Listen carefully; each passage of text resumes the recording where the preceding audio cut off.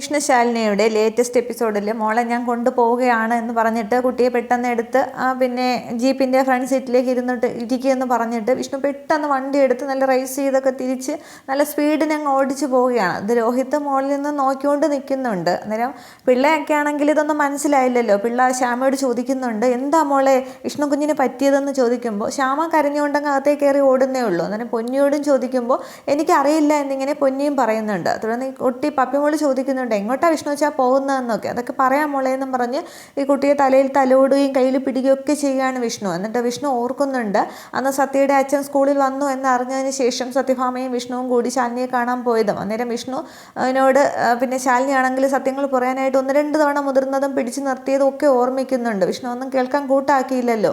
അന്നേരം ആ സംഭവങ്ങളൊക്കെ ഓർത്ത് വിഷ്ണുവിനങ്ങ് സങ്കടം ഏറുകയാണ്. തുടർന്ന് നല്ല സ്പീഡിന് വിഷ്ണു വണ്ടി ഓടിച്ചു പോകുന്നുണ്ട്. ഇതേ സമയം അവിടെ രോഹിത് ആണെങ്കിൽ മുകളിലത്തെ ബാൽക്കണിയിലേക്ക് പോയിട്ട് ഇങ്ങനെ സിഗരറ്റ് വലിച്ചുകൊണ്ട് ഇങ്ങനെ അങ്ങോട്ടും ഇങ്ങോട്ടൊക്കെ നടക്കുന്നുണ്ട്. അന്നേരം ശ്യാമ രോഹിത്തിനെ തിരക്കി ചെല്ലുന്നുണ്ട്. അന്നേരം ശ്യാമ രോഹിത്തിനോട് ഇന്ന് സംസാരിക്കുകയാണ്. രോഹിത്തെ സംഭവിക്കാനുള്ളതൊക്കെ സംഭവിച്ചു പോയി. ഞാൻ കുറ്റങ്ങളല്ല, എൻ്റെ തെറ്റുകളെല്ലാം ഏറ്റു പറഞ്ഞില്ലേ. ഞാൻ പപ്പിയെ വളർത്തുക മാത്രമേ ചെയ്തുള്ളൂ. ഞാൻ ചീത്തയായിട്ടുള്ളൊരു പെണ്ണല്ല. രോഹിത്തിൻ്റെ ഞാൻ നിലനിൽപ്പിന് വേണ്ടി പറഞ്ഞതാണ്. സത്യം എന്നെ വീട്ടിൽ നിന്നും പുറത്താക്കാതിരിക്കാൻ, രോഹിത്തിൻ്റെ സ്നേഹം നഷ്ടപ്പെടാതിരിക്കാൻ വേണ്ടി ചെയ്തതാണ്. അല്ലാതെ ഞാൻ വേറെ ഒരു തെറ്റും ചെയ്തിട്ടില്ല. രോഹിത് എനിക്ക് മാപ്പ് തരണം എന്നൊക്കെ പറഞ്ഞിങ്ങനെ തൊഴുതിങ്ങനെ പറഞ്ഞുകൊണ്ടിരിക്കുകയാണ്. പക്ഷെ രോഹിത് അതൊന്നും ശ്രദ്ധിക്കുന്നില്ല. രോഹിത്തിൽ അതൊന്നും മൈൻഡ് ചെയ്യാത്ത പോലെ അങ്ങ് ഇങ്ങനെ സെറ്റം വലിച്ച് അങ്ങ് നിൽക്കുകയാണ്. അങ്ങ് വെളിയിൽ താഴേക്ക് നോക്കി അങ്ങ് നിൽക്കുന്നുണ്ട്. തുടർന്നും പറയുന്നുണ്ട്, ഇപ്പോൾ വിഷ്ണുവേട്ടനെ പിന്നെ അവരുടെ മക്കൾ തിരിച്ചു കിട്ടി. അപ്പോൾ അവരുടെ സന്തോഷം എന്ന് നിലനിൽക്കട്ടെ. രോഹിത് ഇത് ദയവ് ചെയ്ത് പുറത്ത് വേറെ ആരോടും പറയരുത്. രോഹിത് എന്നെ കൈവിട്ടാൽ എനിക്ക് പിന്നെ വേറെ ആരുമില്ല. ഞാൻ രോഹിത്തിൻ്റെ സ്നേഹം മാത്രമേ ആഗ്രഹിച്ചിട്ടുള്ളൂ. പഴയതുപോലെ എന്നെ സ്നേഹിക്കണം. എനിക്ക് വേറെ ആരുമില്ല. രോഹിത് എന്നെ വേണമെങ്കിൽ ഏത് തരത്തിൽ വേണമെങ്കിലും എന്നെ ശിക്ഷിച്ചോ, എന്നെ വേണമെങ്കിൽ കൊന്നോ, അല്ലാതെ എന്നെ വെറുക്കരുതേ എന്ന് പറഞ്ഞിട്ട് രോഹിത്തിൻ്റെ കാല് പിടിച്ച് അങ്ങോട്ട് കരയുകയാണ്. അന്നേരം രോഹിത് ഒരു മൈൻഡും ചെയ്യുന്നില്ല. രോഹിത് ഇങ്ങനെ അങ്ങനെ തന്നെ നിൽക്കുകയാണ്. ഈ സമയത്ത് രോഹിത്തിനൊരു ഫോൺ വരുന്നുണ്ട്. അന്നേരം രോഹിത് ഫോൺ എടുത്തിട്ട് ഹലോ എന്നാക്കുമ്പോൾ എന്തോ ഒരു മറുതലക്കിൽ നിന്ന് കേൾക്കുന്ന എന്താ എന്നിങ്ങനെ ചോദിക്കുമ്പോൾ ഒരു ടെൻഷൻ ആവുകയാണ്. എന്തോ വാർത്ത കേട്ടിട്ട്. അന്നേരം വീണ്ടും എന്തായി പറയുന്നതെന്നൊക്കെ രോഹിത് ചോദിക്കുന്നുണ്ട്. തുടർന്ന് ഫോൺ വെച്ച ശേഷം രോഹിത് അങ്ങോട്ട് നടക്കാനായിട്ട് തുടങ്ങുമ്പോൾ ശ്യാമ ഇങ്ങനെ കാലി പിടിച്ചിടുന്ന കരയുകയാണല്ലോ. അന്നേരം മാറി നിൽക്കുക അങ്ങോട്ട്, നാശം എന്ന് പറഞ്ഞിട്ട് കാലുകൊണ്ട് തന്നെ അങ്ങോട്ട് തട്ടിക്കളയുകയാണ്. അന്നേരം ശ്യാമ അപ്പുറത്തേക്ക് തറയിലേക്ക് വീഴുന്നുണ്ട്. രോഹിത് എന്തോ വെപ്രാളപ്പെട്ട് അങ്ങ് താഴേക്ക് ഇറങ്ങി പോവുകയാണ്. ഫോണിൽ വന്ന വാർത്ത എന്താണ് എന്നുള്ളത് അവിടെ പറയുന്നില്ല. അന്നേരം ശ്യാമ അവിടെ ഇരുന്ന് അങ്ങ് വീണ സ്ഥലത്ത് നിന്ന് എണീച്ചിരുന്ന് ശ്യാമ അങ്ങോട്ട് കരഞ്ഞുകൊണ്ടിരിക്കുകയാണ്.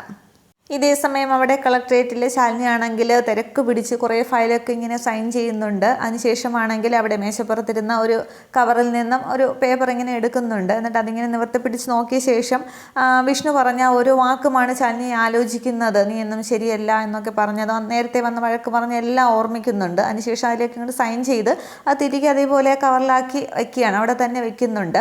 അതിനുശേഷം അനുപല്ലവിയെ വിളിച്ചിട്ട് ക്യാബിനിലേക്ക് വരാൻ പറയുകയാണ്. എന്നിട്ട് അത്യാവശ്യമായിട്ട് തീർക്കേണ്ട കുറേ കാര്യങ്ങളുണ്ട് എന്ന് പറയുമ്പോൾ എസ് മേഡം എന്നും പറഞ്ഞ് അനുപല്ലവി നിൽക്കുകയാണ്. തുടർന്ന് ആ ഫയലെല്ലാം എടുത്ത് കൊടുത്തിട്ട് ഇത് ഇന്ന് തന്നെ ഫോർവേഡ് ചെയ്യണം.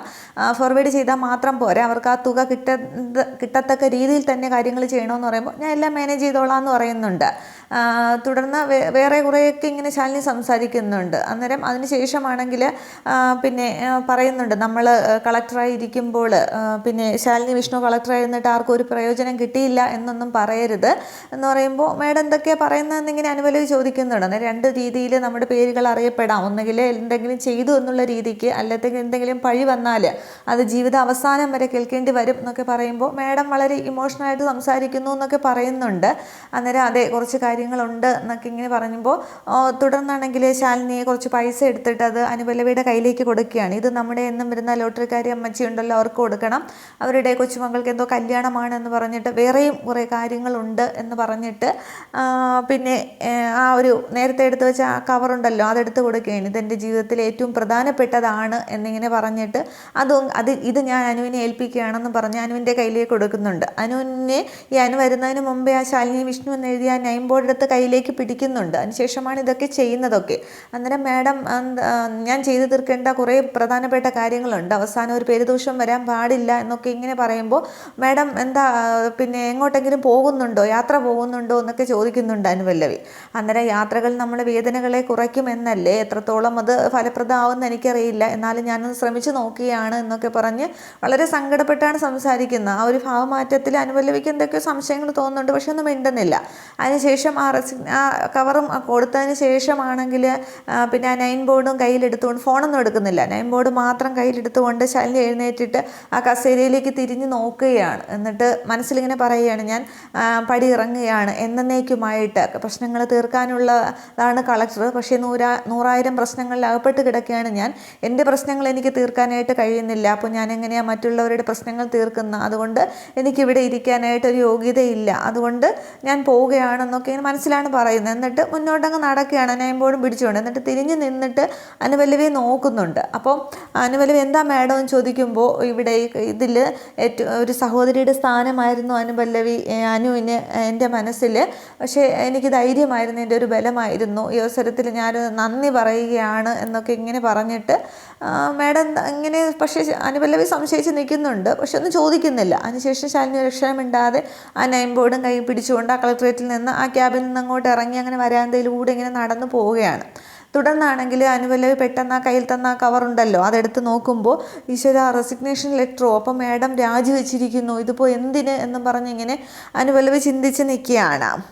ഇതേസമയം വണ്ടി ഓടിച്ചു വരുന്ന വിഷ്ണു ആണെങ്കിൽ പെട്ടെന്ന് ഇങ്ങനെ വണ്ടി നിർത്തുന്നുണ്ട്. അന്നേരം എന്താ വിഷ്ണു വെച്ചാന്ന് ചോദിക്കുമ്പോൾ, ഒരു കോള് വിളിക്കട്ടെ എന്ന് പറയുകയാണ്. അന്നേരം ആരെയാന്ന് ചോദിക്കുമ്പോൾ മോളുടെ ചേച്ചിയമ്മയാണ് എന്നിങ്ങനെ പറയുന്നുണ്ട്. തുടർന്ന് വിഷ്ണു ആണെങ്കിൽ ഫോൺ വിളിക്കുമ്പോൾ അവിടെ അനുപല്ലവി ആ ക്യാബിലുണ്ടല്ലോ. അന്നേരം ശാലിനിയുടെ ഫോൺ ബെല്ലടിക്കുകയാണ്. അന്നേരം മാഡം ഫോൺ കൊണ്ടുപോയില്ലേ എന്ന് പറഞ്ഞിട്ട് ഫോൺ അറ്റൻഡ് ചെയ്യുന്നുണ്ട്. അന്നേരം ഹലോ എന്നാക്കുമ്പോൾ ആ ശാലിനി എന്ന് പറഞ്ഞിട്ടാണ് വിഷ്ണു സംസാരിച്ചു തുടങ്ങുന്നത്. അന്നേരം സാർ, മാഡം ഇവിടെ ഇല്ല, ഫോൺ ഇവിടെ വെച്ചിട്ടാണ് പോയതെന്ന് പറയുമ്പോൾ എവിടേക്ക് എന്ന് ചോദിക്കുന്നുണ്ട്. അന്നേരം അതറിയില്ല എന്ന് പറയുക.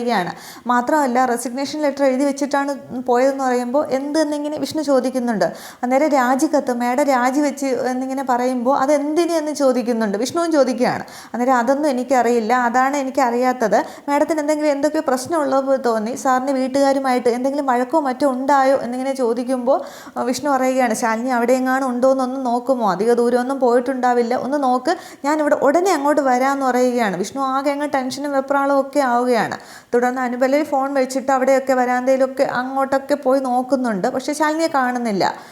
തുടർന്ന് ഈ പപ്പിമോൾ ഇതൊക്കെ കേട്ടുകൊണ്ടിരിക്കുകയായിരുന്നല്ലോ. അന്നേരം ചേച്ചിയമ്മ അവിടെ ഇല്ലേയും ചോദിക്കുകയാണ്. അന്നേരം ഇല്ല മോളെ എന്ന് പറയുമ്പോൾ പിന്നെ ഇവിടെ പോയി എന്ന് കുട്ടി ഇങ്ങനെ ചോദിക്കുകയാണ്. അന്നേരം വിഷ്ണു ഫോൺ എടുത്തിട്ട് അങ്ങ് പിന്നെ ആകെ സങ്കടമൊക്കെ വന്നിട്ട് വിഷ്ണു ആലോചിക്കുകയാണ്, നീയൊന്നും ചത്താൽ പോലും ഒരിറ്റ് കണ്ണീര് ഞാൻ പൊടിക്കില്ല, നിനക്ക് പോയി ചത്തൂടെ, ബാക്കിയുള്ളവർക്കെങ്കിലും സ്വസ്ഥത കിട്ടൂലേ എന്നൊക്കെ ഇങ്ങനെ പറഞ്ഞത് വിഷ്ണു ആലോചിക്കുമ്പോൾ വിഷ്ണുവിന് എന്തൊക്കെയോ അപകടം അങ്ങോട്ട് തോന്നുകയാണ്. ശാലിനി എന്തെങ്കിലും കടുങ്കൈ ചെയ്യാനായിട്ട് പോയതായിരിക്കും എന്നവിടെ വിഷ്ണുവിന് നല്ല ബോധ്യം വരുന്നുണ്ട്. വിഷ്ണു പെട്ടെന്ന് വണ്ടി എടുത്ത് പോകുന്നുണ്ട്. ഇതേസമയം രോഹിത്താണെങ്കിൽ നേരെ പോയത് സുസ്മിതയെ കാണാൻ വേണ്ടിയിട്ടാണ്. എനിക്ക് വളരെ പ്രധാനപ്പെട്ട ഒരു കാര്യം പറയാനുണ്ട് എന്ന് പറയുകയാണ്. സുസ്മിത പക്ഷേ നല്ല കൂളായിട്ട് ഇങ്ങനെ കസേരയിൽ ഇങ്ങനെ ഇരുന്ന് അങ്ങോട്ട് ആടുകയാണ്.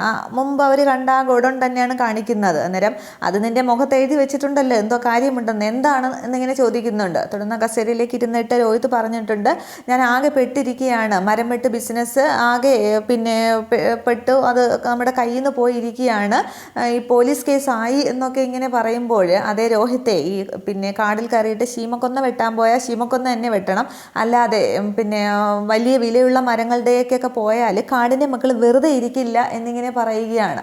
അന്നേരം ഇത് ഞാൻ അകത്ത് പോകും, പോലീസ് കേസ് ആയിരിക്കുകയാണ്, പിന്നെ അപ്പോൾ മുടക്കിയ പണമൊക്കെ എവിടെ, എന്ത് ചെയ്യുമെന്ന് ചോദിക്കുകയാണ്. അന്നേരം അതൊക്കെ ഗോവിന്ദ എന്നിങ്ങനെ സുസ്മിത വളരെ ലാഘവത്തോട് പറയുമ്പോൾ രോഹിത് ആകെ ടെൻഷനാവുകയാണ്. കേട്ടിട്ടില്ലേ ഗോവിന്ദ എന്നൊക്കെ പറഞ്ഞിട്ട് ആ പാട്ടൊക്കെ അങ്ങോട്ട് സുസ്മിത പാടുന്നുണ്ട്.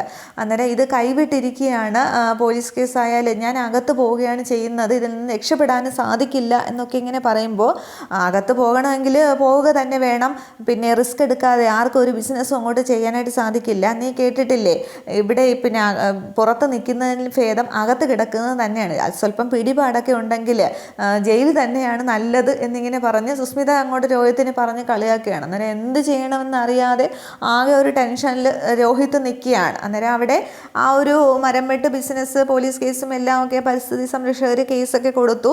അവിടെ ആ ഒരു സത്യഭാമയുടെ വീടും പറമ്പും എല്ലാം ഒക്കെ സർക്കാരിലേക്ക് കണ്ടെടുക്കും. അപ്പോൾ രോഹിതാണ് കരാറ് ഒപ്പിട്ടിരിക്കുന്നതല്ലോ. അപ്പോൾ അവിടെ അങ്ങനെ ഒരു കേസിന് വരികയാണ് ചെയ്യുന്നത്. ഇതേ സമയം ശാലിനിയാണെങ്കിൽ അവിടെ ആ കടൽ തീരത്തൂടെ നടക്കുന്നുണ്ട്. എന്നിട്ട് ആ തിരകൾക്കനുസരിച്ച് ആ കടലിലേക്ക് ഇങ്ങനെ ഇറങ്ങി നടന്ന് പോയിക്കൊണ്ടിരിക്കുന്ന ആ ഒരു സീൻ കാണിക്കുന്നുണ്ട്. വളരെ വിഷമത്തോടെ ആ നെയിം ബോർഡൊക്കെ കൈ പിടിച്ച് ശാലിനി ഇങ്ങനെ നടന്ന് കടലിലേക്ക് ഇറങ്ങുന്ന ആ ഒരു സീനുമാണ് കാണിക്കുന്നത്. ഇത്രയുമാണ് എപ്പിസോഡ് അവസാനിക്കുന്നത്. അപ്പോൾ അടുത്ത എപ്പിസോഡിലാണ് വിഷ്ണു ശാലിനിയെ തിരക്കി വരുന്നതൊക്കെ. വിഷ്ണു പപ്പിമോളെ ഇനി കുടുംബശ്രീ വീട്ടിൽ കൊണ്ടാക്കിയിട്ടാണെന്ന് തോന്നുന്നു. കമലിനെയും ഒക്കെ വിളിച്ചുകൊണ്ടാണ് പിന്നെ ആ ഒരു തെരച്ചിലിനായിട്ട് പോകുന്നത്. അപ്പോൾ ഈ കടൽ കൂടെ തന്നെയാണ് വണ്ടി ഓടിച്ചൊക്കെ വിഷ്ണു വരുന്നത്.